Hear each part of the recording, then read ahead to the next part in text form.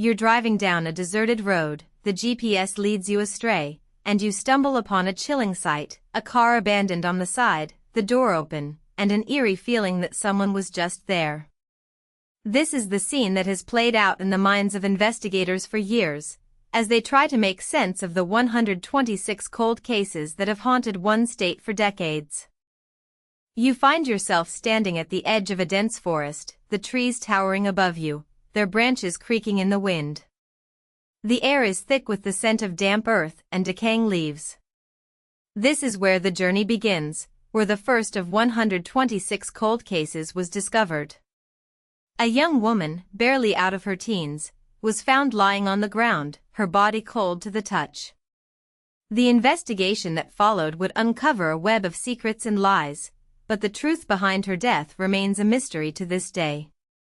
As you walk through the forest, the silence is deafening, and you can't help but wonder what other secrets lie hidden beneath the surface. The rustling of leaves, the snapping of twigs, and the faint sound of running water all blend together to create an atmosphere of unease and tension. You can't shake the feeling that you're being watched, that unblinking eyes are trained on you from the darkness.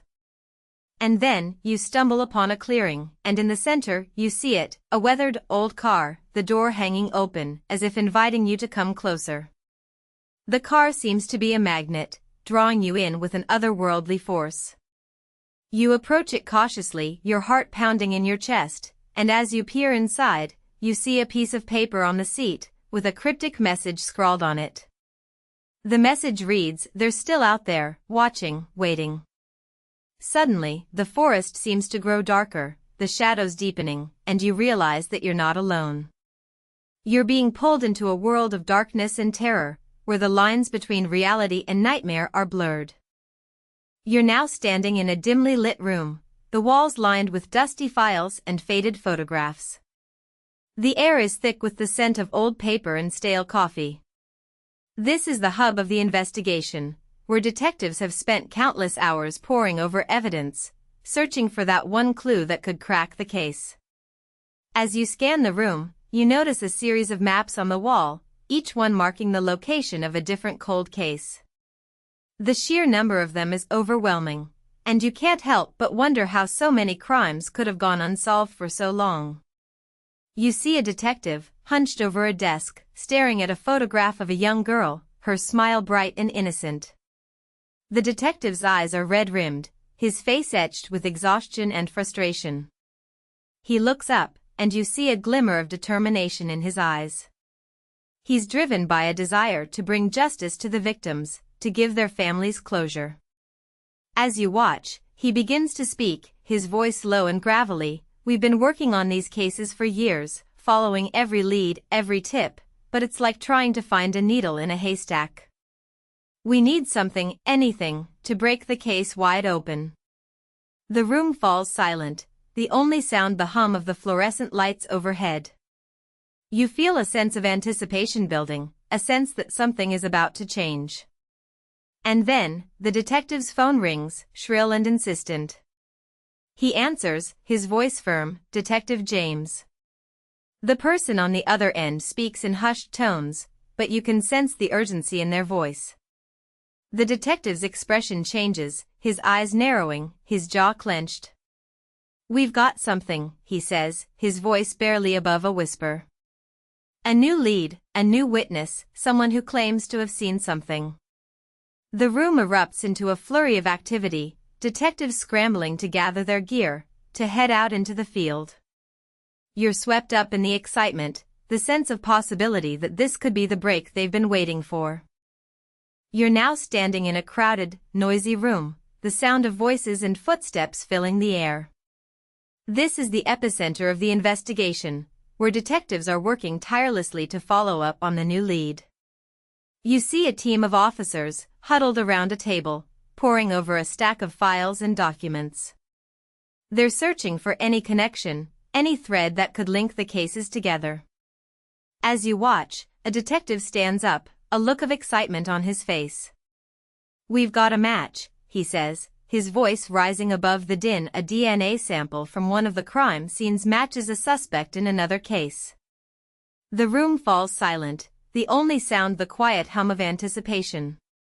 You can feel the tension building, the sense that they're getting close to something. The detective begins to speak, his voice low and measured.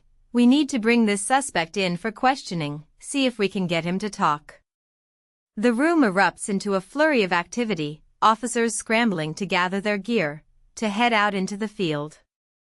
You're swept up in the excitement, the sense of possibility that this could be the break they've been waiting for. As you watch, the suspect is brought in, a tall, imposing figure with a menacing glare. He's led into a cramped, dimly lit interrogation room, the walls lined with mirrors and recording equipment. The detective begins to question him, his voice firm but controlled. The suspect remains silent, his eyes fixed on some point beyond the detective's shoulder. You can sense the tension in the room, the air thick with anticipation. And then, the suspect speaks, his voice low and gravelly. I don't know what you're talking about. The detective leans forward, his eyes locked on the suspect. We have evidence, DNA evidence that links you to one of the crime scenes. The suspect's expression changes, his eyes darting back and forth. I want a lawyer. The room falls silent, the only sound the quiet hum of the recording equipment. You can sense the disappointment, the feeling that they've hit a dead end. But the detective remains calm, his voice firm. We'll get to the bottom of this, one way or another. You're now standing in a dark, deserted alleyway, the only sound the distant hum of a city at night. This is where the investigation takes a surprising turn, where the detectives uncover a twist that could change everything. As you watch, a detective emerges from the shadows, a look of shock on his face. We've been looking at this case from the wrong angle, he says, his voice barely above a whisper. The suspect we've been questioning, he's not the killer. He's a victim, just like the others. The alleyway seems to grow darker, the shadows deepening, as you try to process this new information. You feel a sense of confusion, of disorientation.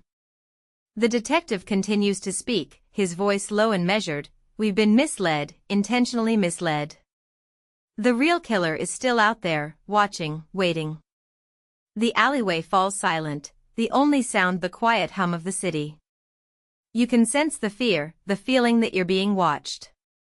And then, you hear it, a faint rustling sound, like the whisper of leaves. You turn, but there's no one there. The detective's eyes lock onto yours, his expression grim.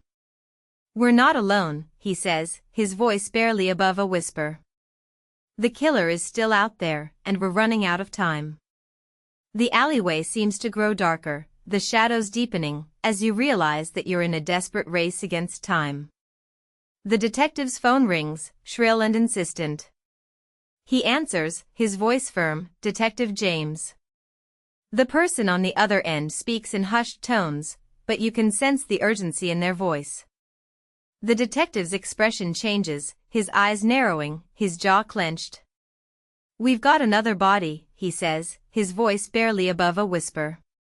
The killer has struck again. The alleyway falls silent, the only sound the quiet hum of the city. You can sense the fear, the feeling that you're being watched. And then, everything goes black. You're now standing in a crowded, noisy press conference room, the sound of cameras and microphones filling the air. This is where the investigation reaches a critical point, where the detectives must face the public and the media. As you watch, a detective steps up to the microphone, a look of determination on his face. We've made significant progress in the case, he says, his voice firm and confident. But we still need the public's help. We urge anyone with information to come forward. The room erupts into a flurry of activity, reporters and cameras swirling around the detective. You can sense the tension, the feeling that the investigation is reaching a critical point. The detective continues to speak, his voice low and measured. We're committed to solving this case, to bringing justice to the victims and their families. The room falls silent, the only sound the quiet hum of the cameras. You can sense the determination, the feeling that the detectives will stop at nothing to solve the case. And then, a reporter stands up, a look of skepticism on his face. "How can you be sure that you're on the right track?" he asks, his voice firm and challenging. The detective's expression changes, his eyes narrowing, his jaw clenched. "We've followed every lead, every tip," he says, his voice firm and confident. "We're confident that we're closing in on the killer." The room falls silent, the only sound the quiet hum of the cameras. You can sense the tension, the feeling that the investigation is reaching a critical point. The detective's phone rings, shrill and insistent. He answers, his voice firm, "Detective James." The person on the other end speaks in hushed tones, but you can sense the urgency in their voice. The detective's expression changes, his eyes narrowing, his jaw clenched. "We've got a break in the case," he says, his voice barely above a whisper. "The killer has made a mistake, and we're closing in." The room erupts into a flurry of activity, reporters and cameras swirling around the detective. You can sense the excitement, the feeling that the investigation is reaching a critical point. You're now standing in a quiet, deserted room, the only sound the soft hum of a computer. This is where the investigation has led, where the detectives have pieced together the evidence and the clues. As you watch, a detective sits at a desk, staring at a computer screen, a look of concentration on his face. "We've learned a lot about the killer," he says, his voice low and measured. "We know that he's meticulous, that he plans his crimes carefully. We know that he's intelligent, that he's always one step ahead of us." The room falls silent, the only sound the quiet hum of the computer. You can sense the determination, the feeling that the detectives will stop at nothing to solve the case. The detective continues to speak, his voice low and measured, but we also know that he's made mistakes, that he's left behind clues and evidence. "We're confident that we can catch him, that we can bring him to justice." The room falls silent, the only sound the quiet hum of the computer. You can sense the tension, the feeling that the investigation is reaching a critical point. And then, the detective's phone rings, shrill and insistent. He answers, his voice firm, "Detective James." The person on the other end speaks in hushed tones, but you can sense the urgency in their voice. The detective's expression changes, his eyes narrowing, his jaw clenched. "We've got him," he says, his voice barely above a whisper. "We've finally caught the killer." The room erupts into a flurry of activity, detectives and officers milling about, congratulating each other. You can sense the excitement, the feeling that the investigation has finally come to an end. But as you watch, you can't help but wonder, what's next? What happens now that the killer has been caught? Will the families of the victims finally get the closure they deserve? Or will the case continue to haunt them, a reminder of the terror and the fear that they experienced? The detective's expression changes, his eyes narrowing, his jaw clenched. "It's not over yet," he says, his voice barely above a whisper. "We still have to bring him to justice, to make sure that he pays for his crimes."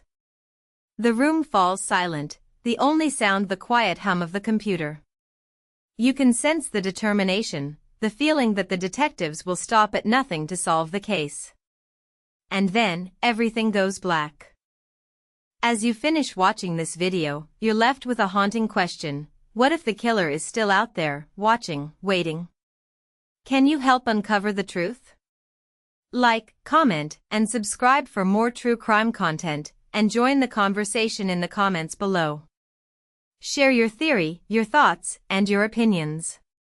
Together, we can uncover the truth and bring justice to the victims and their families. The investigation continues, and we need your help. Join us next time, as we delve deeper into the world of true crime, and explore the darkest corners of the human experience.